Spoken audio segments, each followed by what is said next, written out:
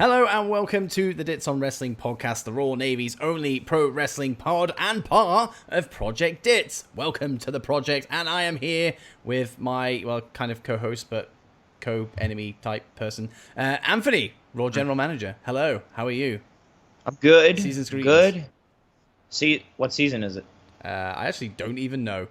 Summer season? It's possibly. It could be spring for all I know. That's true. I haven't left my house. Well, I've started leaving my house now, but not really. It's all kind of blended together. But it's GM mode season. I guess that works. That counts. I'll go with that. That counts. Hence the reason that, I normally am, your co-host here on the Dow Pod. But during this GM mode series that we are doing, I am, co-enemy, I guess would be the proper terminology. Co-enemies? Yeah, that's what we are. Yeah. That's what we are. Is that a thing? Little enemies becoming enemies? Yeah, I think it's a thing. We can make it a thing. Strategery, co-enemies, why not? Strategery. I still love Blood that word. feud. Strategery is the fucking best. I might change my Twitter handle to that. That'd be pretty sweet. I actually might. I've said that jokingly, and as the words came out of my mouth in my head, I was like, that would be kind of cool. Strategery and Warpaths, that actually kind of makes some sense. If only Strategery was somehow related to the things that I cover on my solo pod, I could be able to use it. But you could. There is strategery that is true. In sports. I legitimately love the shit out of that. I'm losing focus on what we're doing in this episode, and in my head I'm like, could I make strategery a thing? You coined it. I did. I stole it from something else and have made it my own. It could have been Will Ferrell. I don't know if some. It was I think 1,000%. It is 1,000% is him. I just don't know which. I think say it's the Talladega campaign. Nights. Oh, it's definitely not the campaign because I have not seen the campaign. Oh, okay, it's not that then. Well, maybe it is the campaign. It could be, but I haven't seen it, and I feel like it's Talladega Nights, and that leads me into this part of the Talladega Nights podcast. U-turn tangent. Ooh, that's what I'm booking on. I'm booking Will Ferrell on this episode.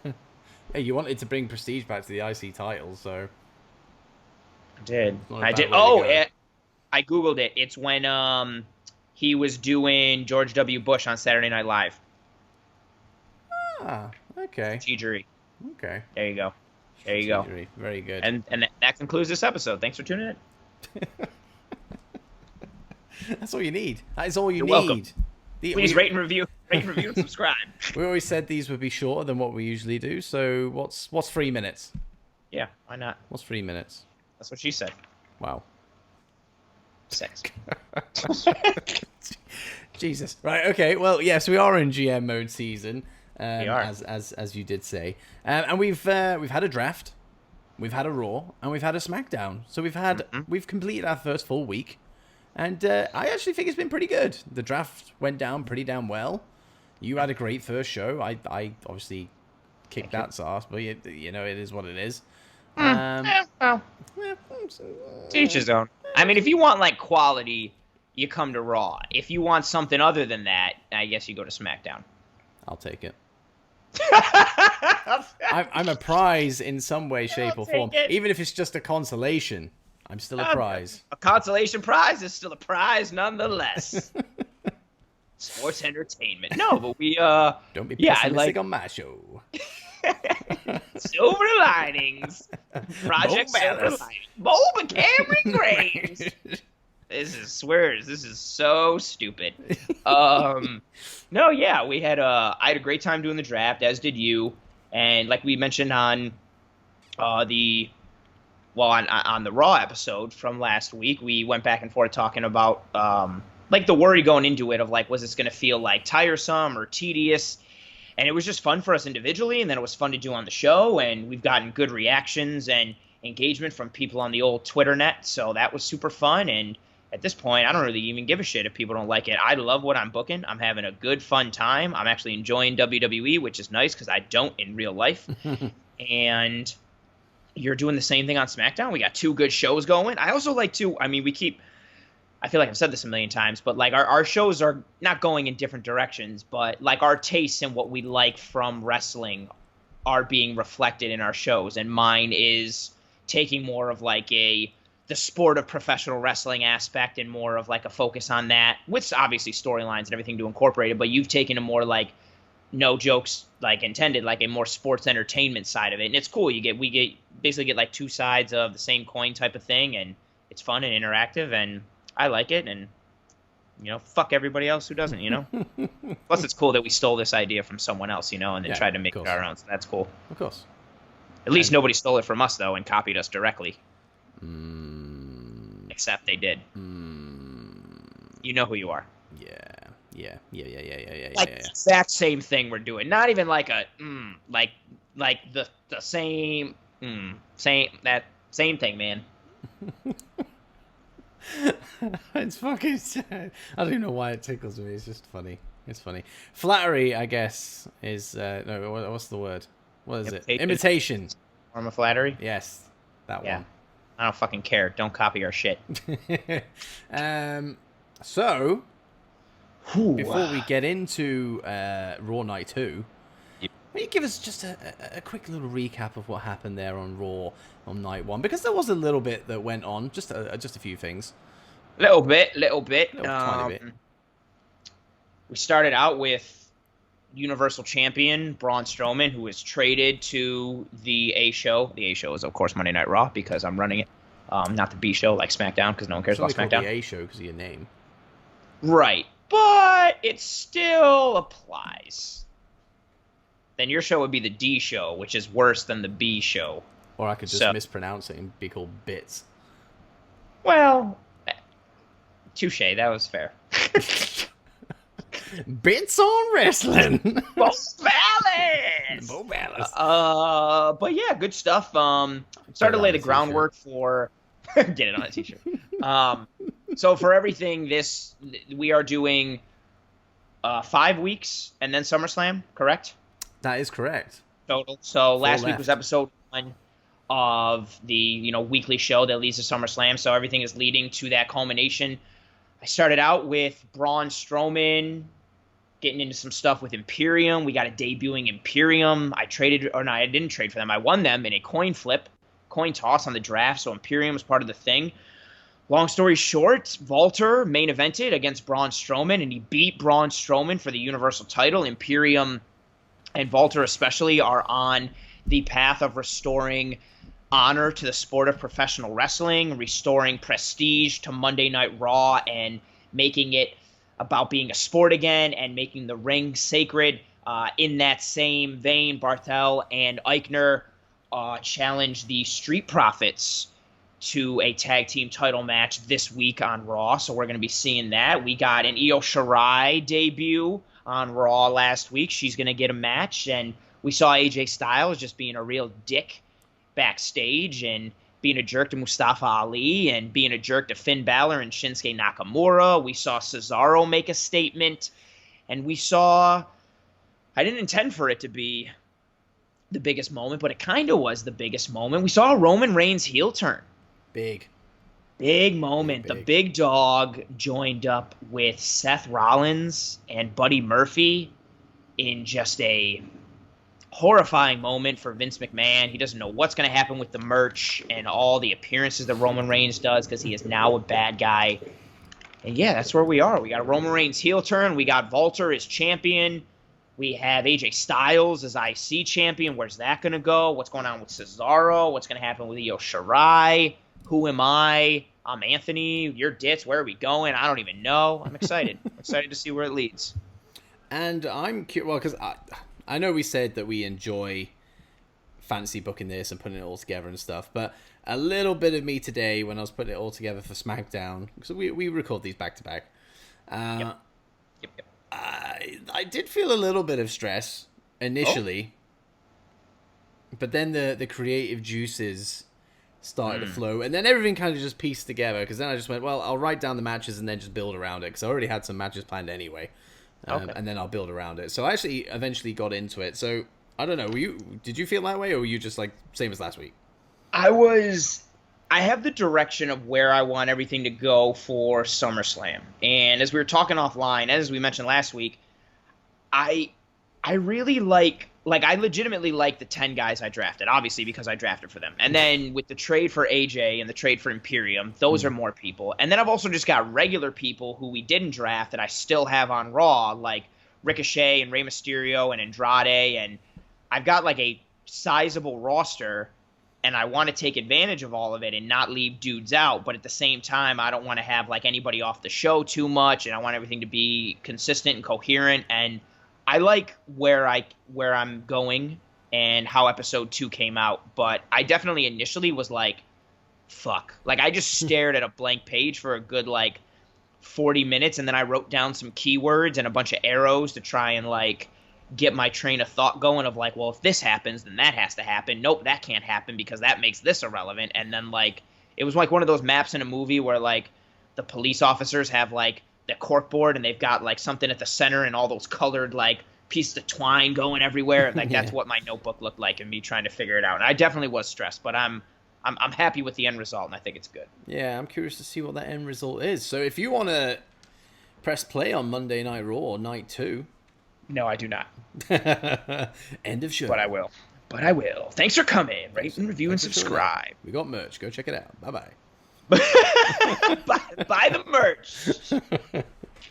Buy the merch. That is a legitimate plug, by the way, but we'll get into that later. But yeah, buy the merch. Buy the merch. Yeah.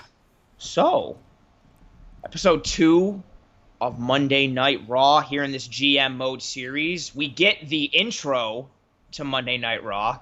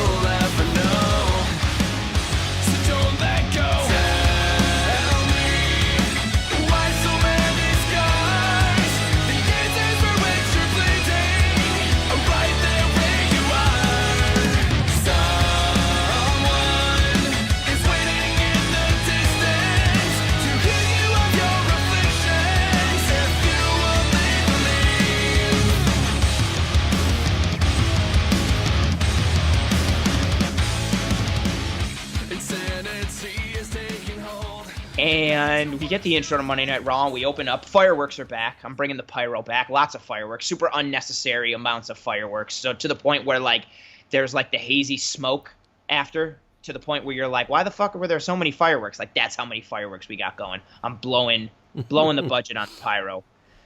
So we open up with a recap of last week's results. We see Braun in his opening match against Riddick Moss. We see what Walter says to Braun. We see Walter beating Braun Strowman and his declaration and his proclamation and his statement of bringing the honor and prestige back to the sport of professional wrestling, making the ring sacred. Once again, we see little clips of AJ Styles debuting and getting into some people's faces. We see Io Shirai debut and her backstage segment with Asuka. We see Cesaro. Wait to get like a nice little like video package recap, and then we come to the show. Crowd is into it. Crowd is hyped. And the last video part of the video that we see is Roman Reigns turning heel. So the commentary team starts talking about it. You know, what does this mean? You know, what's going on? And as they're speaking, they get cut off, and the big dog himself, Roman Reigns, his music hits. We're starting off the show with Roman Reigns, Seth Rollins, and Buddy Murphy. They make their way to the ring in all black suits. Black on black, black coat, black pants, black dress shirt, black tie. Just trying to put the picture together for everyone at home. Roman Reigns is also wearing sunglasses because only douchebags wear sunglasses at night, and he's going full douche. They go in the ring. Roman Reigns grabs the mic. Seth doesn't have a mic. Buddy doesn't have a mic. It's just Roman. And the crowd cheers. They are cheering. They are chanting, Roman Reigns. Roman Reigns, chanting like never before, stuff that we haven't seen from back when it was Shield time. And Roman kind of smirks and looks at Seth, who shakes his head, and looks at Buddy, who shakes his head. And Roman looks at the crowd and he says, he asked the crowd, he asked, what the hell is wrong with you people? Everybody kind of like stops. And Roman goes on a bit of a tangent, pretty emotional promo he delivers. He says that he used to do everything by the book. He busted his ass. He won matches. He fought clean. And you people, you just booed me. No matter what, whatever I accomplished, you booed me. You hated me for everything that I did. And then I come back, and I come back last week, and I participate in basically a cheap, unfair attack on Ricochet and Aleister Black. And I slapped Samoa Joe. I slapped the headphones off his head. You guys cheer for me. Is that the type of stuff like you cheer? Like cheap, like unfair kind of gang attacks on people you cheer for, and you cheer me? And he says, I sat home with cancer. And I sat home during the COVID-19 quarantine, and I tried to figure out what was wrong with me. He said, I used to sit week after week and try and figure out what was wrong with me. I tried to figure that out. I tried to figure out what made you guys hate me. What's the problem with me? And then I realized there wasn't anything wrong with me. There's something wrong with you. There's something wrong with all you people. And Roman Reigns says that he used to want to do right by the people because he thought that he was one of them. He says, because I thought I was one of you. You know, I grew up watching wrestling. I was a fan. I am a fan. And I thought, I was just like you guys. But I'm not like one of you. I'm better than you. I'm better than all of you. And so is Seth. And so is Buddy. And that's why we've gotten together. And we're going to do whatever the hell we want, whenever we want. And simply because we can. And Seth and I together are unstoppable. And with Buddy, we're a better group than we ever have been before. We're better than we were when we were in the Shield. And Roman says, don't compare this group to the Shield. This group has more athleticism than the Shield. They have more heart and more talent. They have more moxie than the Shield. And he says that as he looks at the camera. Yep, you get it. Winks at the camera. So boo, cheer, stay silent, whatever. I don't care anymore. You people don't matter. And he flips the mic, and the music hits, and they walk out. And we get a commercial break. And the commercial break is for Snickers, because I've decided that's going to be one of the sponsors for the show. So we get that, come back from commercial break, and we see the Street Profits warming up backstage, psyching each other up, talking about who wants smoke and all that stuff. And they are participating. Classic. They are participating in the main event tonight. They will, of course, be facing Barthel and Eichner from Imperium for the tag team title. So they're warming up. Then we go back to the ring. We get our first match. We get the continuation of a little bit of a feud that started last week when Io Shirai debuted on Raw, and she saw Asuka and Kairi, and they hugged backstage and talked with each other. And the Iconics showed up and basically shit-talked Asuka and then looked at Io Shirai and acted like they didn't know who she was. And so we got a tag match out of it. So we got Io Shirai and Asuka, Kairi Sane, coming down to the ring. They face the Iconics. Video package shows what happened last week. And despite the Iconics' best effort, they are no match for Io and Asuka, who are two of the best women's wrestlers in the world. And the match ends when Io Shirai hits a moonsault onto Peyton Royce, and then Asuka locks in the Asuka lock, and Peyton Royce taps out almost immediately. Match over. Io Shirai, Asuka, and Kairi Sane celebrate in the ring. Hugs, joyful, good times. Kairi exits the ring, and as she exits the ring, Io Shirai punches Asuka straight in the mouth and knocks her out cold. And Kairi hears the crowd reaction and turns around to see Asuka laying motionless in the ring, and Io standing over her. Kairi rolls back into the ring and starts getting in Io's face and is just yelling, why, over and over again, pushing her, grabbing her. And as she does this, Io stares emotionless down at Asuka, almost like a cyborg, like Terminator style. No emotion, no acknowledgement that Kairi is even there. She is just staring down at Asuka, who is laying there unconscious. She is motionless, and Io Shirai's face is emotionless. Finally, she acknowledges Kairi, and she tells Kairi to her face, she says, there can only be one. Kairi looks at her, and then Io pushes her, takes her umbrella, and cracks her in the face with it. And takes Kairi, that's right, raise your eyes, and takes Kairi right down with it. Then she snaps the umbrella in half and walks up the ramp. And the last camera shot we get are Asuka and Kairi laying unconscious in the ring as Io turns her back and walks up the stage. Commercial break. KFC chicken.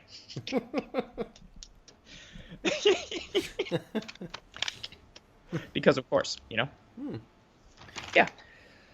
Come back from commercial break, and the announce team is talking about what just happened before the break. We see more footage of Asuka and Kairi, and they both carry each other up the ramp, kind of like arm in arm, shoulder on shoulder, carry each other up the ramp, and Asuka looks absolutely furious. Kairi looks tearful and heartbroken, and Asuka just looks absolutely furious. So we see that package. Then we get our second match. We get Mustafa Ali versus Rey Mysterio. Ooh. And yeah, indeed. Bonus of this match, AJ Styles is on commentary for this match at the request of Mustafa Ali. We get a little recap from last week. Mustafa Ali was talking about being on Raw, wants some respect. AJ was in the background and he laughed, and Ali asked him why he laughed, and AJ said, well, because you suck. And it's funny that you want respect, but it's cute, that you want that. And he kind of sunned Ali on his first night on Raw, which is real shitty. Really good match between these two. Kind of a cruiserweight style, but hard hitting. Ali works Rey Mysterio's right leg for the entire match. And the match ends when Mustafa Ali hits the inverted 450, a.k.a. the 054, onto Mysterio's leg. But Mysterio kicks out. Mysterio battles his way back and sets up Ali almost immediately for the 619. Rey goes for the 619, but he gets caught by Ali, who puts him into a single leg crab and wrenches back on that leg until Rey taps out. Ali taps Rey in his first match on Monday Night Raw. AJ during this whole match is just shitting all over Mustafa Ali, talking about his moves suck and yeah, but, and anytime someone says anything good, he's like, yeah, but, and he's just knocking everything Ali does, and he's just not having it. Ali grabs a mic after he wins, and he, calls out AJ. He asks him to, stop playing his music, and he's like, what'd you think of that match? Was that cute? Was that victory cute? And he asks, do I have your attention yet? Do I have your respect? And AJ just laughs. And AJ grabs a mic, and he tells Ali that beating a... I feel stupid laughing at my own joke, but this makes me laugh. AJ tells Ali that beating a 72-year-old cruiserweight doesn't get you respect. So no, he doesn't have his respect. He tells Ali that making moments gets respect, winning matches gets respect, winning titles gets respect. That's what gets respect. And as he says that, he points to the Intercontinental title that AJ is walking around with him proudly. And as he has been saying this, AJ has made his way into the ring. And Ali acknowledges what AJ said and just kind of sits there and nods. And then he slaps AJ Styles in the face. AJ is also wearing sunglasses at night in an arena because he too is a douche. Ali slaps him in the face, knocks the sunglasses right off his face, drops the mic, and leaves the ring as we get a still shot of a fuming AJ Styles, red in the face, staring down at his now broken sunglasses, and then looking up slowly as Mustafa Ali walks up the ramp and leaves. Commercial break. Back from commercial break. We catch up with AJ Styles backstage, and he's asked if he's going to acknowledge what Mustafa Ali did out there, and that Mustafa Ali has issued a challenge to AJ Styles next week, a challenge for the Intercontinental title live on Monday Night Raw. And they ask AJ if he's going to accept, and AJ says he would love nothing more than to teach Mustafa Ali a lesson, but he doesn't give in to demands. Ali hasn't earned anything. He hasn't earned a shot at AJ. He's a nobody, so no, he doesn't accept Mustafa Ali's challenge. He can kick rocks. He doesn't care. He's not accepting it. He's mad that his $600 sunglasses were broken, but he doesn't care about Mustafa Ali. As he says this, Finn Balor comes walking by, and he looks at AJ up and down, and AJ says, oh, great, another nobody. And that makes Finn Balor stop, and Finn Balor stops and looks at AJ and gets in his face and says, we both know that I'm not nobody. And then he slaps AJ Styles right in the face, and he keeps on walking. And then AJ Styles is left to ask himself, why does everyone keep slapping me in the face? I don't understand what the great, phenomenal AJ Styles has done to deserve this disrespect. We go to the ring. Third match of the night, Ricochet versus Buddy Murphy. Ricochet wants some revenge for the beatdown that Buddy Murphy, Seth Rollins, and Roman Reigns issued on him, Samoa Joe, and Aleister Black last week. Buddy Murphy makes his way to the ring first, and Ricochet makes his way to the ring second.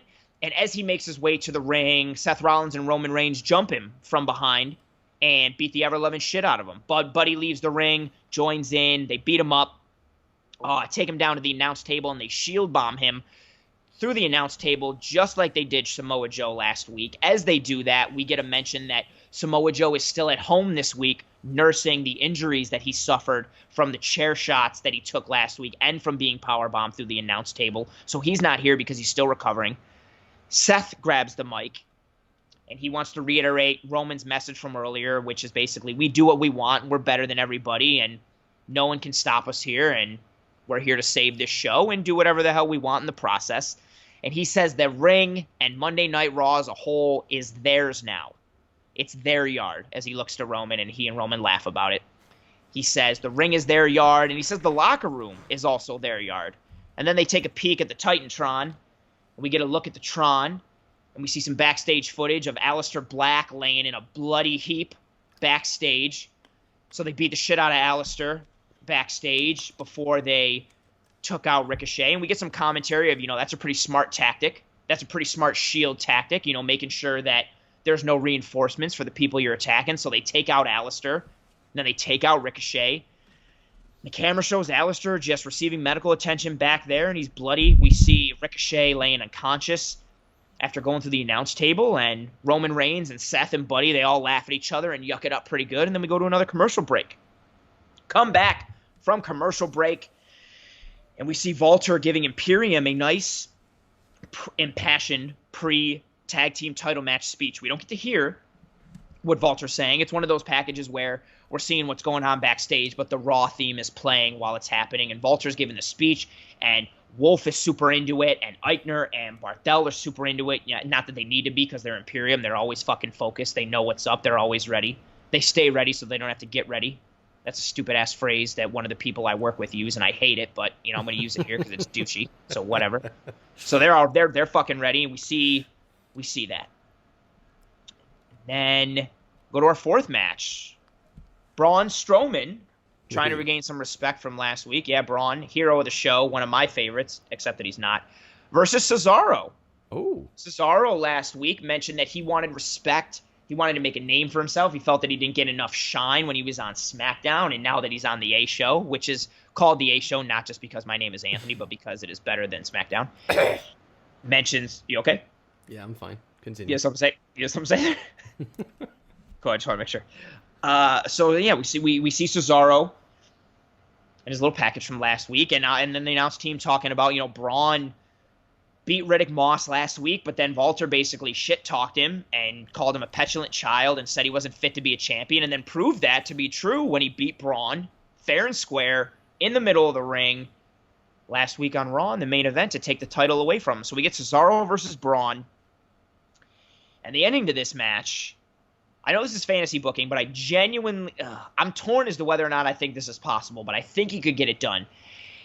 This match ends after Cesaro picks up Braun Strowman and kind of does that thing where he presses him a little bit above his head and then drops him down and European uppercuts the shit out of him. Ooh. Yeah, knocks Braun out cold. So no disrespect to Braun. He loses in a fair way in this match. He gets knocked the fuck out. Cesaro, and the crowd goes apeshit, a la when Brock Lesnar suplexed Big Show on that one episode of SmackDown and the ring collapsed. Just like an awesome feat of strength where you're just like, holy hell, did he do that? Or when, for the WCW listeners out there, when Goldberg jackhammered the Big... Oh, another Big Show reference. When Goldberg jackhammered the Big Show, a.k.a. the Giant, back then on an episode of Monday Night Nitro. Just, you didn't know... You got a big, strong guy. You don't know if it's possible, but he gets it done. Cesaro presses Braun over his head and then drops him. And as Braun comes down, European uppercut, knocks him the hell out. Crowd goes berserk at this feat of pure strength. And Cesaro suddenly has solidified himself as a player. I know Braun, isn't looking the best right now, but he was the Universal Champion. He was the guy on SmackDown, and now he's come here. He was the champ, and he lost, but he was out for, respect and seriousness in this match. And Cesaro dispatches him by knocking him the fuck out in the center of the ring. So cool moment for Cesaro. We get our 5th match of the night. The main event, tag team titles, Imperium, Barthel, Eichner versus the Street Profits. Crowd is super into this one. A lot on the line. Street Profits are extremely proud of their titles. They make their way through the crowd as they do, and the crowd's feeling it. But there's also a little bit of change in the air. Imperium is suddenly very daunting. They were NXT Tag Team Champions. They never lost the titles. They had to relinquish those titles when they left NXT to come to Raw. Couldn't take those belts with them. And the Street Profits, to their credit, they fight their asses off in this match. It is a back and forth, high-octane match. Ford does his thing. Dawkins does his thing. Barthel and Eichner just deliver their hard-hitting style. We get hard-hitting styles mixed with athleticism. It's good. But in the end, Dawkins gets hit with the European bomb, and Imperium are the new Raw Tag Team Champions. Clap it up for Imperium, new Tag Team Champions. Barthel and Eichner celebrate. Walter comes down to the ring. Wolf comes down to the ring. We get a nice little Imperium congratulations. And then you suddenly notice all the gold that's in the ring. Walter's sitting there with the Universal title. Barthel and Eichner are sitting there with the tag team titles. And in just 2 short weeks, one of, if not the most dominant force in NXT and NXT UK are suddenly holding a significant amount of hardware on Monday Night Raw. Just like they said they were going to do. Just like they claimed they would. Walter gets on the mic and he says, "We knew this would happen. This is just another step in restoring the honor and prestige to Raw. The tag team titles will now have the chance to mean something and be an actual part of the sport of professional wrestling. The tag team champions will not be engaging in mini golf and basketball and fighting ninjas and matches and fights that don't matter. They are there to restore honor to the tag team titles, restore honor to Raw, restore honor to WWE." Walter finishes. Imperium pose, looking mighty good with the tag team titles and the Universal title. And Wolf looks good because he's got a cool look and he's got a sweet beard. Credits start to roll in the bottom right. But then Walter, something catches his attention at the entrance ramp. And his music keeps playing. But at the entrance ramp, we see Seth Rollins walk out. And Roman Reigns walk out. And Buddy Murphy walk out. And they just kind of stare. And they smirk at Imperium. And Rollins whispers something in Roman's ear. And this makes Roman just burst out laughing. And then Buddy wants to know, what's the joke? So Roman leans to Buddy and he tells, he whispers into his ear what Seth whispered to him. And all 3 of them just laugh hysterically as they stare at the ring, laughing at Imperium, as Walter and Imperium stare back at Rollins, Reigns, and Murphy with no emotion on their face, cold, calculated, focused stares. But you can tell that Walter is not pleased because he's just been shown up by Seth Rollins, Roman Reigns, and Buddy Murphy.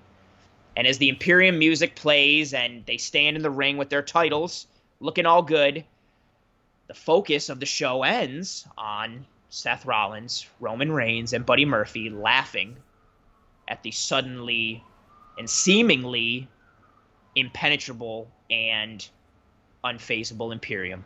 And credits roll, and that is the show. I like that show. I'm glad. End of show. Glad. See you next week. End of show. Credits come back on. No, I'm just kidding.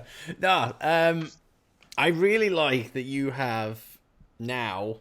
Obviously, we saw the wheels in motion last week, but I like how you've now got 2 stables on Raw who are both legit. You know, you don't have one that's just thrown together, like, I don't know, like the what the hell were those fuckers?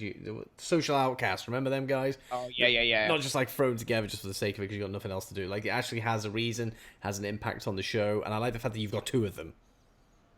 And Yes. they're both making impact straight away. I mean, I don't know whether that's just because, you know, we only have 4 weeks worth of booking, but it's still good to see. It's still good. Even if, like, obviously this is an accelerated rate of booking. So, you know, obviously people need to understand that when they go, well, why is this all happening so quick? Well, we only have 4 weeks. Correct. Well, 5 weeks in total, but... Yeah, before left. I don't know. That just makes it better because you're getting good stuff every single week then. There's no slow builds. It's just pow. Yeah. Quality over quantity, motherfuckers. Yeah. This one was I am a massive fan of stables. I think WWE needs more of them, especially with like consistency and coherency. Mm-hmm. So I am a fan of that. But this show, the main thing that was so challenging with me for this, and I spoke about in the beginning of what took me so long with this show, and now that I've done it, I will say why. I needed this show to be the transitional show to start to put everything in motion. So episode 1 was like, here's a glimpse of what the show could be.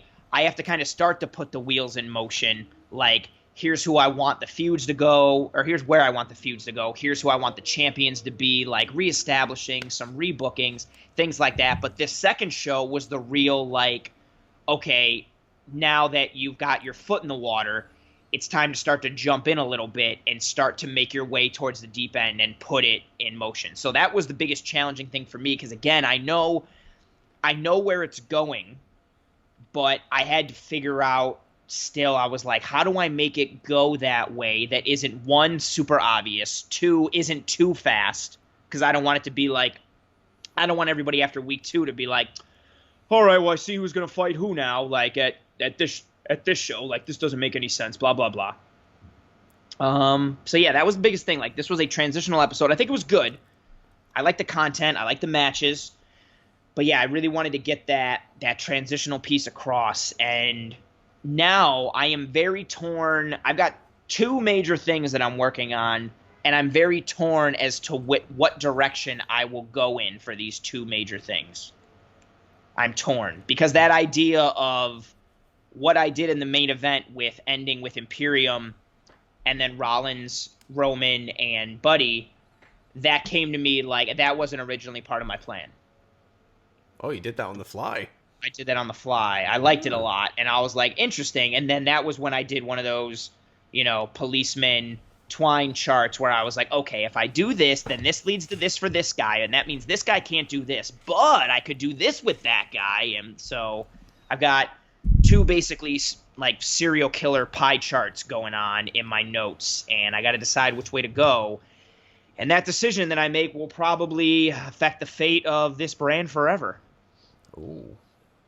Yeah. Ooh. Because there's a lot going on. And there's some things that I purposely have left out. So when they potentially do come back, it's an even bigger surprise or it's a bit of a shock. So, yeah, there's a lot going on. Again, it's because of this roster. I like the roster. There's like it's deep and there's like a lot of people. And then like we have our 5 matches. So I'm trying to figure. So like I mean, you know, it's the same thing that we're both going through. But yeah, my roster is deep and I like everyone. You got to figure out how to get from point A to point W without skipping like 17 letters. Yeah. And I don't envy you. I said this last week as well. Like your roster is deep, which is I'm kind of glad I did get SmackDown because mine is a lot more light on the ground, for better or worse. But I found last week it was more about like it was for you, establishing, you know, the direction that we're going in and kind of trying to showcase as many guys that we drafted as possible. And then this week, you know, it was like that. We were trying to transcend from here's what we could be and this is where we want to go. Yes.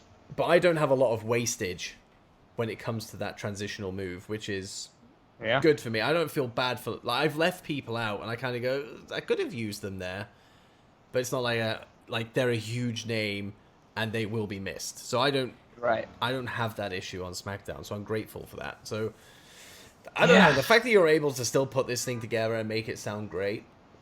I shouldn't be saying that because I'm, your rival here. But, it is. Like, I've enjoyed what you've thrown out for the last 2 weeks. It's been good. It's been compelling. I appreciate it. And I like how you've morphed. I said the Roman Reigns heel turn was the best thing from last week, and I stand by that. But the fact that they've been such a heavy presence on this Raw, and then merged with what was the second best thing of your show from last week to create one super thing. Yes. I like it. I like it. I dig. I like the direction, and there's going to be... I want to say it so bad, but I'm super, super torn. I think I could also... I've got like 3 directions I could go in with certain things. Yeah, I'm very torn up. Toe up, the floor up. Yeah, it's a bit of a toughie. But yeah, I like the show. I think my favorite thing, as stupid as it is, I really liked the, and this is douchey of me, because I'm like, well, I liked what I did, and here's why, blah, blah, blah. I keep envisioning the way that Mustafa Ali and Rey Mysterio would have ended, and I think that would have been badass as fuck if, like, Ali's laying on that second rope about to get hit with the 619, and Mysterio goes to hit him with the 619, and Ali kind of gets up and catches his legs and, like, drags him kind of into the ring and just locks in that single leg crab and wrenches it. Like, that was... Because I was thinking, I was like, how is Ali... Because I knew I wanted Ali to win. And I was like, how does Ali win this match? And I was like, I don't want him to win it with his finisher. Like, how can he win? And I was like, oh, that shows, like, a cool, nice, like, calculated, focused Mustafa Ali. Like, he works the leg, he does that, and then he wins it in a non-conventional method. Like, who wins a match with a single leg crab? I tell you, people who are in the sport of professional wrestling. I was like, so that fits, and I thought that was cool, and yeah, I'm excited to see where it goes. I'm still digging the visual of Cesaro lifting Braun over his head and then European uppercutting him and knocking him out. Oh god, yeah, I would pop for that. I did pop for that. Would pop for that. They did. The crowd did. I wrote it, so it's true. It happened. And I wouldn't say that it's a bit of douchebaggery for you to like dig your own show, because I was doing a live stream. Yes, I live stream on YouTube on Dits on YouTube every Wednesday. Yes, he does. I was live streaming SmackDown, and I was like those many segments where I was just like, my SmackDown was better than this. Yep. Like I call it how I see it, and I even said that on the stream. I was just like, look, go check it out because mine is better than this. We're just a couple of straight shooters, a couple of real guys, but some real good stuff. Yeah, but we're not under any pressure from the networks. We're just under pressure from ourselves. Yeah, of course. So, but that's a lot of pressure. And the and the Dalpod Observer as well, by all accounts. The Dalpod Observer, yeah. He's been rating our stuff, and he's been our melts. The melts, yeah. Justin the melts. I mean, it fits in the continuity and the realm of the GM mode. But in all seriousness, he is the first guest podcast of what will be many on Project Dits. So it's been good having him on board. And he came to us, actually, to be fair. He came to us and said that he was going to do this. And I was like, really? You want to commit to like 5 weeks of doing 2 shows a week about our shows? Right? Like, yeah. I was like, okay, let's do it. Which is fucking awesome. Yeah. Like, his support and his engagement is always appreciated. I think everyone's support, his engagement, obviously, is like we're extremely grateful and appreciative for all the support and the positivity that we've gotten from everyone. And not just to single out Justin because of what he's done for us recently. But yeah, that was fucking awesome. Like, he literally was like, hey, like, can I do this thing that requires me to put in like a bunch of work for like no like benefit to myself at all, other than because like I want to? And you were just like, okay. And I was like, what? Like, what's the benefit for him? And you were like, no benefit. Like, he just wants to do it because he likes it. And I'm like, that's fucking awesome. All I did was add typing into his intro. Right. That was it. that was a good. That was cool though. That was good. That was well played. Yeah. Keep it nice and minimal. Your producer hat. Yeah. Yeah. I'm getting good Pretty at that. smart. Getting good at that I shit. had my producer. Yeah, good at that shit. I had my producer hat on for this Raw. Yes, you did. And hope it's well received. Yes, and, I think it will be. I think it will be. So now I've got 3 more Raws after this. You do. And then SummerSlam. And there's SummerSlam, baby. Ooh. Live on Dits on YouTube. Live. Ooh. It's gonna be good. It's gonna be good. Very excited. This will be the first pay-per-view that we've done in a long time that isn't like the theme of us trying to make it sound absolutely terrible. Yeah. We're not Won't doing be a worst ever. A worst ever. It'll be the best ever, really. Yeah, it will be the best ever. Ooh, no pressure, no pressure. No pressure, no pressure, no pressure, no pressure. No pressure. Well, I mean, I've had enough talking about Raw, really, you know. I mean, we could do more. I think everybody wants to talk about like the better show, but I recognize like your lack of willingness to talk about the show that's putting your show in the ground, you know. I wouldn't want to do that either. Yeah. It's like, oh, like, yeah, whoa, that's harsh. Bo Ballas. Yeah, Bo. Cameron Grimes. Bo Ballas. Bo Ballas. I'm never going to live that down. It tickles me. I said it, and it still fucking tickles me to this day. Shit. Bo Ballas. I hope he goes through the name change. I am not going to be happy with this week's episode of your SmackDown if he doesn't undergo a firm name change to Bo Ballas. Give the people what they want. Give the people what they want. I turned Roman heel. Cameron Grimes. They took his job. I turned Roman heel to give the people what they want. Turn Bo Dallas to Bo Ballas. It's what everyone is clamoring for. We'll see. Social media is ablaze with everyone saying, we want Bo Ballas. Bo Ballas deserves better. Exactly. You should go to AEW. Bo Ballas. They're calling for that. You can't do that. Yeah. Well, we'll see. We'll see what happens. We'll see what happens. Before we head off and cease your spotlight, which is a great time for me, why don't you plug that thing that you do? What's that? I think, I don't know, you do some talking or some shit, I don't know. Oh, yeah, I do. Segue.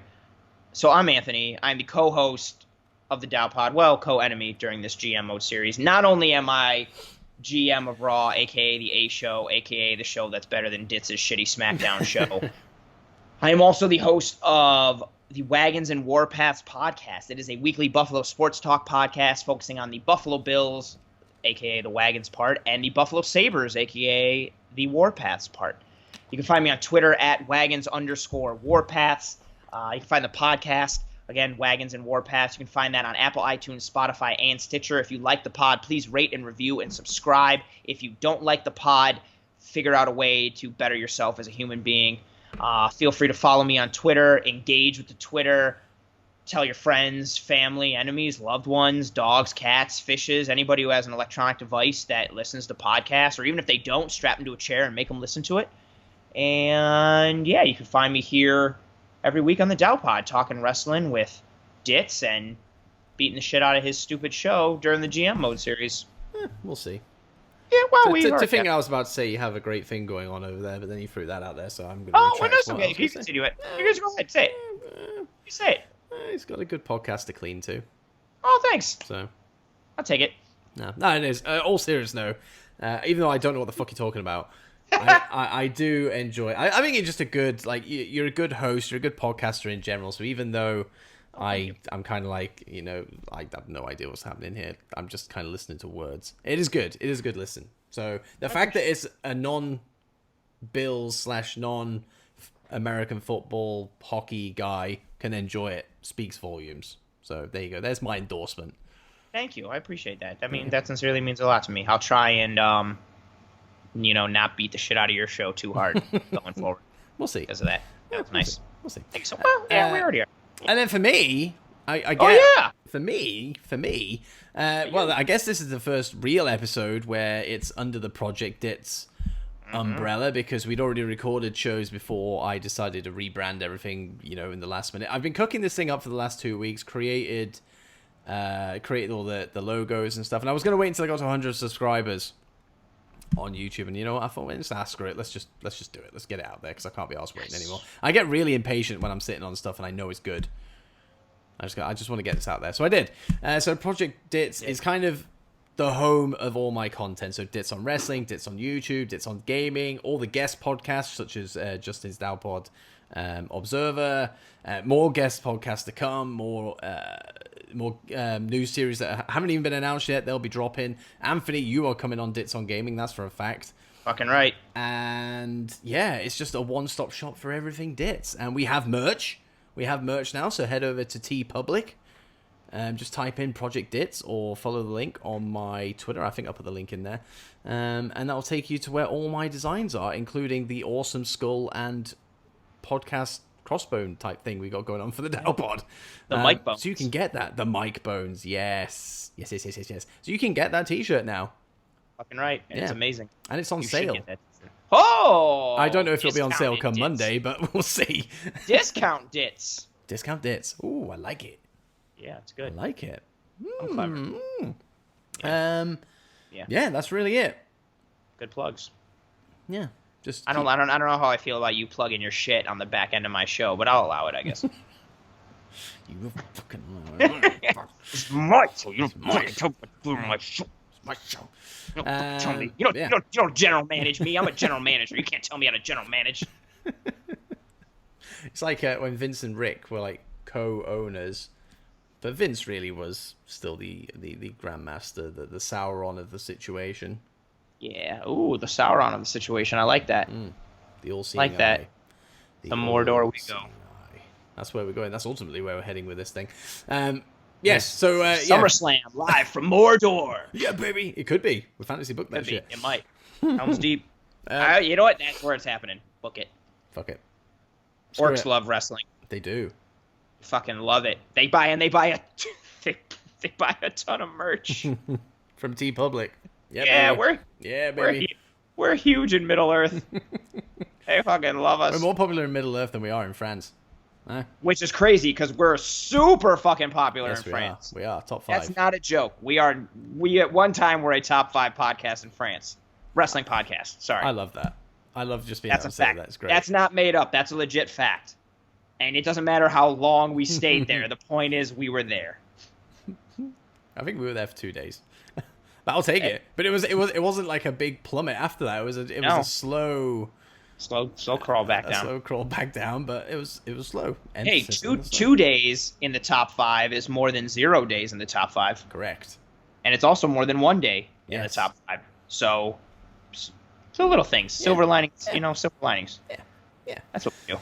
But we're gonna leave you there. And you can now await, of course, the Dowpod Observer on Wednesday to review Anthony's Raw Night 2. And then, of course, Friday night, you're going to get my SmackDown Night 2. Crickets. Cheers, guys, for checking it out. Make sure you rate this podcast 5 stars. Drop a little review on Apple. Follow it on Spotify. Wherever you go. Subscribe, like, comment, all that good stuff. I'll see you on SmackDown.